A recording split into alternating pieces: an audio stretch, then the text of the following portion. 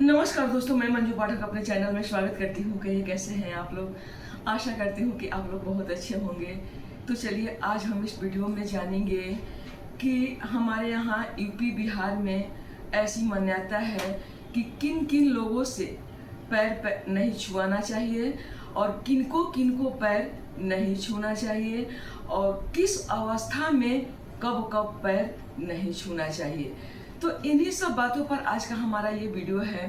तो चलिए सबसे पहले हम भैरव जी का पैर, किसी भी महिलाएं कोई भी मंदिर में जाते हैं तो भैरव जी का आपका ये है, मूर्ति है, फोटो है या मंदिर है, तो हम पांव छू के प्रणाम नहीं करते हैं। दूसरा, हम महिलाएं जितने भी हैं, महिलाएं हैं, लड़कियां हैं, तो ऐसी मान्यता है कि बजरंग बली के मंदिर में जाएं तो उनका पांव छू के हम प्रणाम नहीं करते हैं। अलग से ही हाथ जोड़ के और प्रणाम करते हैं। उनको जो सिंदूर वगैरह चढ़ाना होता है तो पंडित जी है उस मंदिर में, तो पंडित जी के थ्रू चढ़ा देते हैं, या फिर अलग से उन्हें एक खड़ाऊं रखा रहता है, या फिर ऐसी जगह है उनका चरण के हट के थोड़ा सा बिना छुए हम प्रणाम करते हैं, या फिर हाथ जोड़ के सबसे बेस्ट तरीका है हम प्रणाम करते हैं सिर को झुका के। तीसरी ऐसी मान्यता है हमारे यहाँ जैसे दोस्तों कि जब भी अशुद्ध अवस्था में हमारे दरवाजे पर कोई साधु संत, बड़े बुजुर्ग, गुरु महाराज ऐसी आ जाएं तो उनको भी हम छूकर ना तो पांव धोएं न ही चरण स्पर्श करें। किसी के थ्रू उनका सेवा सत्कार करवा दें, या फिर ऐसा लगे आपको कि तकलीफ मान गए कि अरे उनका बहू बेटी तो प्रणाम तक नहीं कर रही है, तो जो बड़े बुजुर्ग घर में है वो बोल दे कि वो प्रणाम करने के स्थिति में नहीं है, तो आप जाइए सर झुका के और दंडवत तो स्त्रियां नहीं करती हैं, हाथ जोड़ के सिर झुका के कपड़ा से, जैसे कि उनको प्रणाम गुरुजी, प्रणाम जो भी आए हैं आपके साधु संत, जो भी आपके दरवाजा पे आए हैं, उन्हें ऐसा प्रणाम करना चाहिए।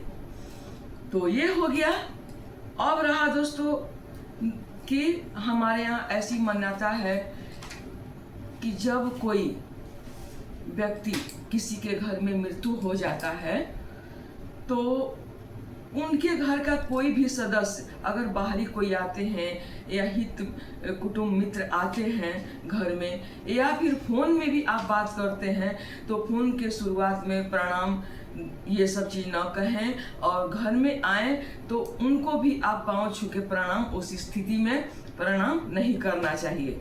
या फिर ये भी नहीं बोलना चाहिए कि आप यहाँ बैठिए वहाँ बैठिए, क्योंकि वो अवस्था सिर्फ जो मृत आत्मा है उनको प्रणाम करने का ऐसी हमारे यहाँ मान्यता है, परंपरा है, बाकी किसी को नहीं। जो मृत आत्मा पड़े हैं या फिर जाने का तैयारी में हैं, सिर्फ उनको प्रणाम सब लोग कीजिए, बाकी अन्यथा, और किसी भी बड़े हो, बुजुर्ग हो, गुरु हो, महाराज हो, कोई भी हो, उस स्थिति में आप पांव छू के किसी को प्रणाम नहीं करना चाहिए।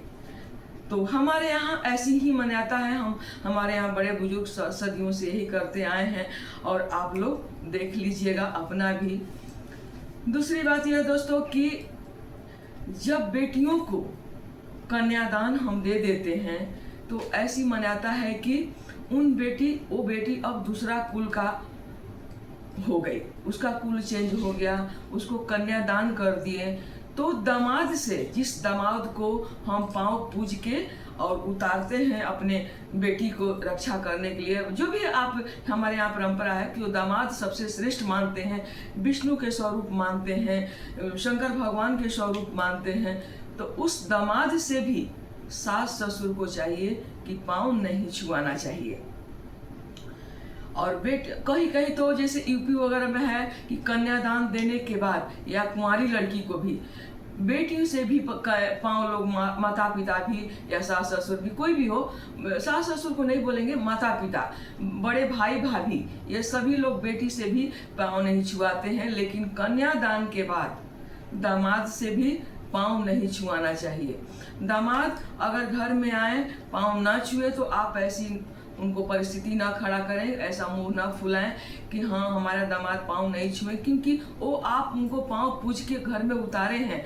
तो वो सिस्टम उनका नहीं है कि वो पाँव आपका सास ससुर को पूजे। सास ससुर भले उनको प्रणाम कर सकते हैं, लेकिन दामाद को ऐसी मान्यता नहीं है कि सास ससुर को पाँव छुएंगे, या फिर बड़े साला हैं उनका भी सरहज है, उनका भी वो पाँव छुएंगे, क्योंकि वो घर का दामाद है, वो कुल का रक्षक है, वो देवता स्वरूप है, उनको आप पाँव पूज के उतारे हैं, तो उनका कर्तव्य नहीं है, उनसे आप पाँव नहीं छुआते हैं। हमारे यहाँ सास ससुर दामाद से पाँव नहीं छुआते हैं। ऐसी अब आजकल के आधुनिक युग में अगर दामाद आते हैं तो पाँव हाथ जोड़ के प्रणाम कर लें, तो ऐसी ही मान्यता है कि प्रणाम माँ जी, प्रणाम पिताजी, प्रणाम भैया जी, प्रणाम जो भी रिश्ते में हैं बड़े, तो उनको प्रणाम हाथ जोड़ के कर सकते हैं, लेकिन पाँव छू के प्रणाम दामाद सास ससुर को या बड़े साला को, सरहज को, या फिर उनके घर में प्रणाम नहीं कर सकते हैं। ऐसी मान्यता हमारे यहाँ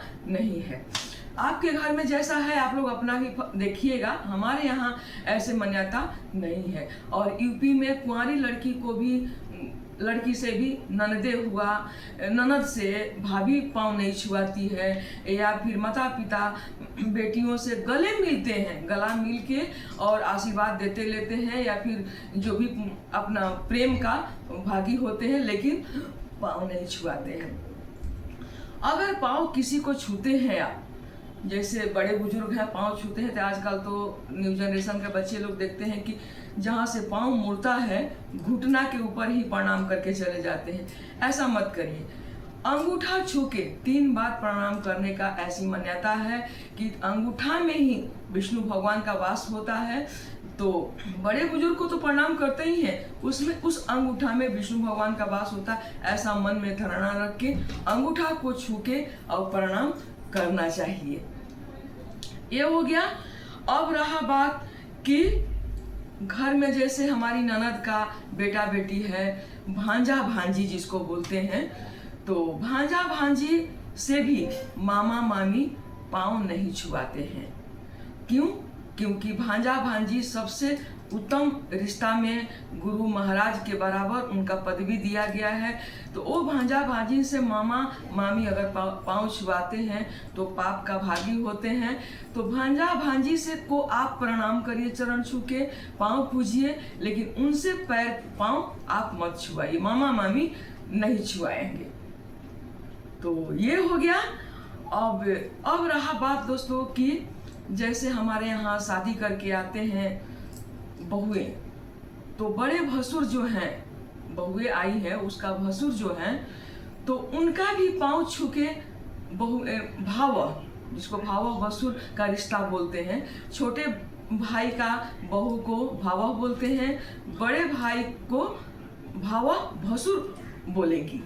तो इस रिश्ते में क्या हो जाता है कि भावा जो गुरहथी करते हैं, कोई विधि विधान करते हैं, तो बस सिर्फ शादी के टाइम में ही वो छूने का उनका विधान है, बशर्ते वो पाँव छू के भावा प्रणाम नहीं कर सकती है। हमारे यहाँ ऐसी मान्यता है। तो भावा को चाहिए कि भसुर को पाँव न छुए। तो ये हो गया। अब रहा बात कि जैसे कि कभी कभी ऐसी समस्या आ जाता है कि 2 भाई घर में है, छोटे भाई का शादी पहले हो गया और बड़े भाई का शादी बाद में हुआ, तो कोई बात नहीं। अगर बड़े भाई का शादी हुआ और वो उनका बहू आती है बाद में, बड़े भाई का शादी छोटे भाई का शादी पहले हो गया, तो छोटे भाई का बहू पहले आ गई है, तो बड़े भाई का बहू छोटी देवरानी हुई, कितना भी पद बड़ा हो है ना, वो तो पहले आ गई है, वो बात अलग हो गया।